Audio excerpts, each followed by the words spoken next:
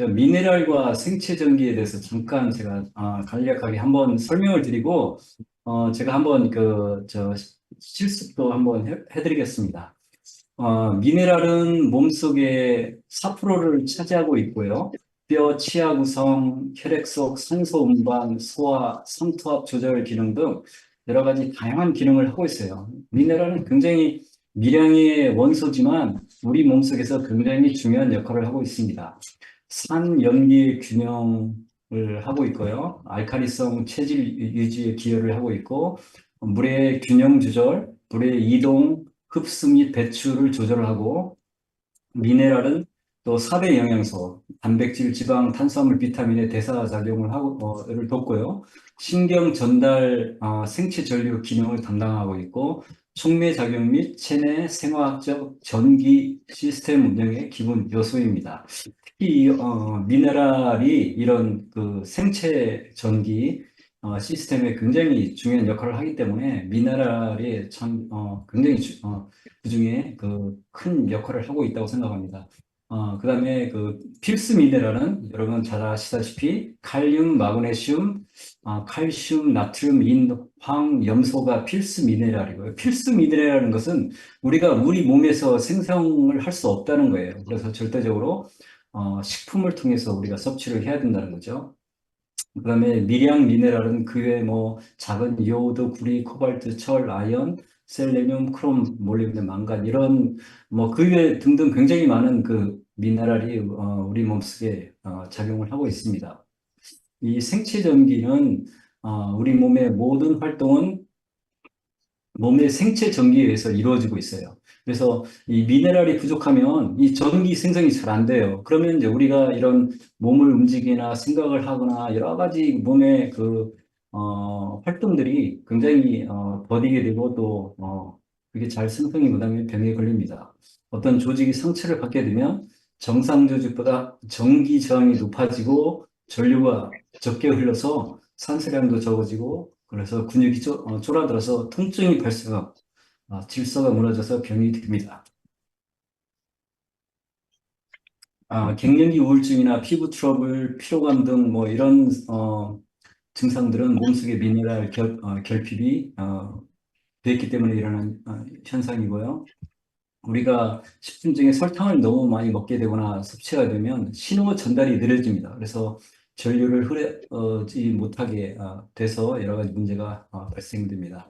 제가 요즘 이제 읽고 있는 책 중에 하나가 칼슘의 거짓말이라는 책이 있습니다. 칼슘 라인인데요. 이 닥터 로버트 함스이라는 분이 쓰셨는데 제가 이제 다음에 또 기회 되면 이 책의 내용들을 여러분한테 소개해 드릴 거예요. 굉장히 우리가 몰랐던 내용, 우리가 상식으로 아는 내용들이 굉장히 많이 그게 좀 잘못됐구나라는 사실을 알 수 있어요. 이분이 이제 쓴 책의 그 서문에 보면 현대인의 건강은 현재 자폐 증가율을 고려하면 2030년에는 정상적인 남자아이가 정상적으로 태어나서 자폐가 안 걸리는 아이가 없다고 그래요. 그 정도로 현대인들은 지금 굉장히 자폐율이 증가하고 있습니다. 그다음에 현재 당뇨병 증가율을 고려하면 2030년이면 성인의 95%가 이 병에 걸린다고 그래요. 자가 면역 질환이 1억 5천만 명으로 현재 있고 그다음에 매년 증가할 것이라고 합니다. 생명을 위협하는 알러지가 1000%로 지금 증가를 하고 있답니다. 스포박테리아가 살아있는 생명체를 지금 먹고 있어요. 암은 최첨단 진단 장비나 치료 장치가 발전을 계속 함에도 불구하고 암의 인구는 향후에 전 인구의 50%로 증가할 거라고. 이 미네랄의 결핍은 현대인의 건강 문제의 가장 큰 원인입니다. 왜 그러냐면 예전에는 냉장고가 없던 시절에는 이 식품이나 이런 것들을 장기 보관하기 위해서 바다 소금을 이용해서 이렇게 보관을 했잖아요. 그럼으로 인해서 우리의 소금 섭취가 굉장히 많이 됐어요. 그 당시에. 그래서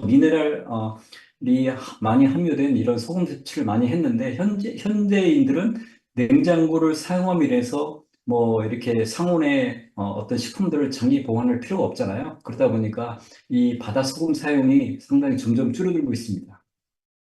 그 다음에 약물 복용이 증감으로 인해서 비타민과 미네랄이 고갈되고 있고요. 인스턴트 식품 위주의 식단을 많이 하고 있잖아요, 현대인들이. 그럼으로 인해서 점점 미네랄 섭취가 줄어들고 있죠. 그 다음에 이제 토양 환경이 변해요. 현대 이 대량 생산의 이런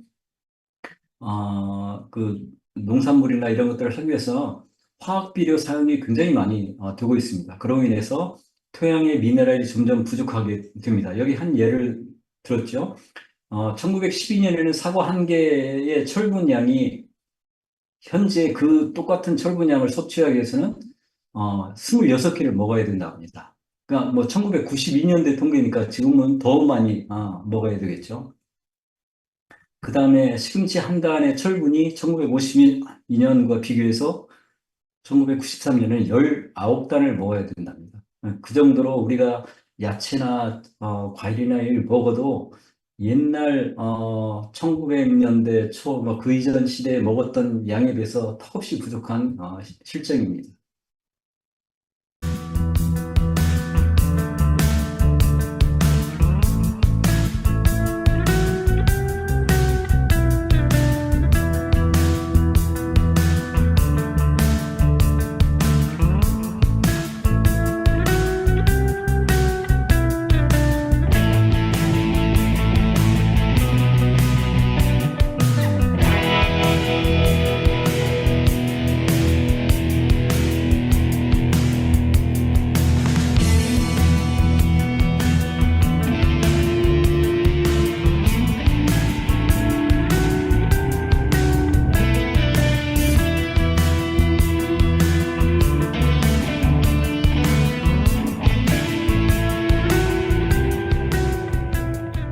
세포 안에는 나트륨과 칼륨이 서로 농도 차를 유지하기 위해서 이렇게 서로 그 소통을 하고 있습니다. 나트륨을 내보거나 칼륨을 들여오거나 하는 그런 기능들을 하고 있는데 이 두 이온의 농도 차가 없어지면 두 이온의 흐름이 멈추게 돼서 삼투압 발생이 안 됩니다. 삼투압 발생이 안 되면 물의 혈관에서 세포벽 안으로 물을 들어왔다 나왔다 해야 되는데 이게 안 되면 발생한 노폐물을 배설하지 못해서 생명 유지가 힘들어집니다.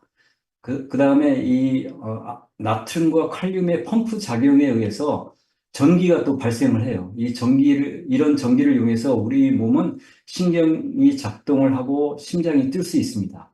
물은 이 펌프의 작용만큼만 세포 안으로 들어왔다 나갔다 할 수가 있어요. 그래서 우리가 이런 나트륨이나 칼륨을 제대로 섭취하지 않으면 이런 우리 세포 내에 작용을 할 수 없는 거죠.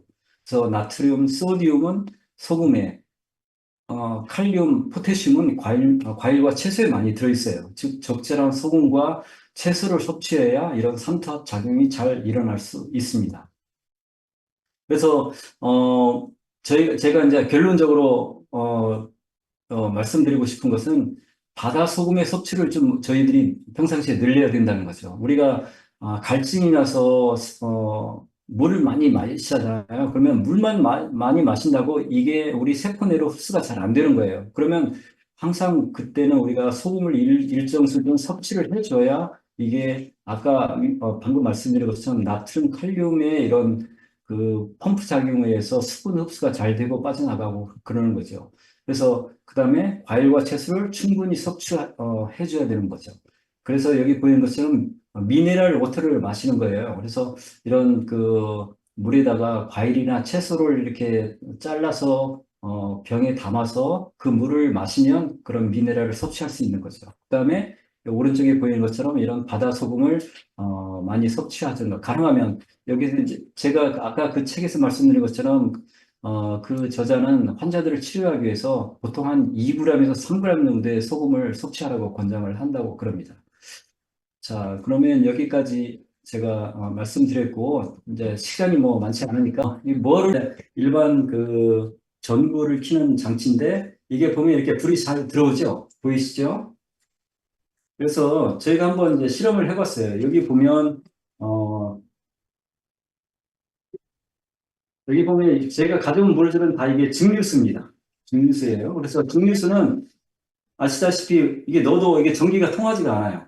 이게 원래 이렇게 전기가 통해야 되는데 물에 넣으면 전기가 안 통해요. 예. 왜 그런지 아시죠? 이 안에는 전혀 미네랄 성분이 하나도 없기 때문이에요. 근데 예를 들어 여기 있는 지금 과일이나 야채들이 있잖아요. 예를 들어 이 배가 있잖아요. 배를 한번 제가 한번 볼게요. 그러면 약간 불이 들어오죠? 보이시죠? 네. 그 다음에 예를 들어 여기 바나나도 여기 있어요. 제가 한번 바나나도 있는데 바나나도 보면 이게 불이 지금 이렇게 들어오고 있어요. 네. 그래서 다시 한번 해보세요. 네, 자, 이게 불이 들어오죠. 그러면 이 상태, 이미 지금 이게 미네랄이 없는 증류수물이란 말이에요. 그러면 여기다가 예를 들어 이제 한번 실험을 해볼까요? 여기 설탕이 있어요. 설탕. 이게 좀 설탕이거든요. 설탕을 한번 여기다 섞어볼게요. 섞어서 이렇게 보면 불이 안 들어오죠. 네. 네. 그러니까 설탕은 이게 전해질 역할을 할 수 없는 거예요. 근데 이제 여기다가 내 옆에 앉으라고 한 건 소금, 네. 딴 본사에 내 옆에 앉았어. 여기다가 이제 여기 제가 이제 소금을 가져왔거든요. 이게 소금을 여기다 섞어가지고, 여기 헬리 집사님, 호스트 하신 분, 같이 호스트 하신 분 좀 유튜브 같이 시켜주세요. 하고 싶었는데 자, 제가 방금 여기다가 소금을 섞었어요. 소금을 섞었더니 어떻게 될까요? 불이 들어오죠? 그만큼 이 안에 야채라든지 이런 것들은 이 안에 미네랄이 풍부히 들어있다는 거죠. 그래서 여기 브로콜리가 있어요. 브로콜리를 한번 볼까요? 브로콜리도 이렇게 보면 불이 잘 들어옵니다. 여기 감자도 심지어 불이 들어옵니다. 그래서 우리가 저염식을 하다 보면 소금을 많이 먹게 되지 않잖아요. 그러면 이런 소금에 들어있는 미네랄이 그 역할을 이온화돼서 전해질 역할을 할 수 없기 때문에 전기 생성을 못 하는 거예요. 그래서 힘이 없거나 여러 가지 안 좋은 증상들이 나타날 수 있는 거죠. 그래서 여러분들 많은 야채들, 그래서 여러분이 야채를 썰어서 물에 담아서 미네랄 워터를 해서 드시면 그것도 그런 미네랄을 섭취할 수가 있고, 그 다음에 이런 소금을 이게 섭취를 하면 그런 전해질을 여러분이 이제 몸의 전해질을 증가시킬 수 있는 거죠. 그래서 제가 한 가지 또 이렇게 테스트를 해보면 제가 가져온 게 지금 이게 이것도 증류수예요. 제가 가져온 게 불이 안 들어오죠. 약간 들어오네요. 이게 지금 이게 증류수죠. 증류수에다가 지금 제가 가져온 거는 알로에를 제가 잘라서 가져왔어요. 알로에를 잘라서 이렇게 가져와서 물에다가 섞었더니 바로 이렇게 불이 들어오는 거예요. 그래서 여러분 알로에도 집에 있는 알로에나 혹시 뭐 마켓에 사시면 알로에를 껍질을 벗겨가지고 그거를 컵에 넣어서 아니 병에 넣어서 한 하루 정도 있다가 그 물을 마시면 거기도 알로에도 굉장히 풍부한 미네랄이 들어있습니다. 그다음에 비타민 B군들이 굉장히 알로에도 많이 들어있어요. 그래서 이런 식으로 제가 이제 결론적으로 말씀드리면 우리 몸에는 적절한 양의 소금이 필요합니다. 그래서 소금도 섭취하시고 그다음에 이런 과일이나 야채를 통해서 미네랄을 섭취하시고 또 과일이나 야채는 칼륨이 굉장히 많아요. 그래서 이 나트륨과 칼륨이 서로 펌프 작용을 해서 우리가 세포가 유기적으로 활동할 수 있도록 그렇게 해주시면 여러분 건강 유지에 도움이 될 것입니다. 자, 이상입니다. 감사합니다.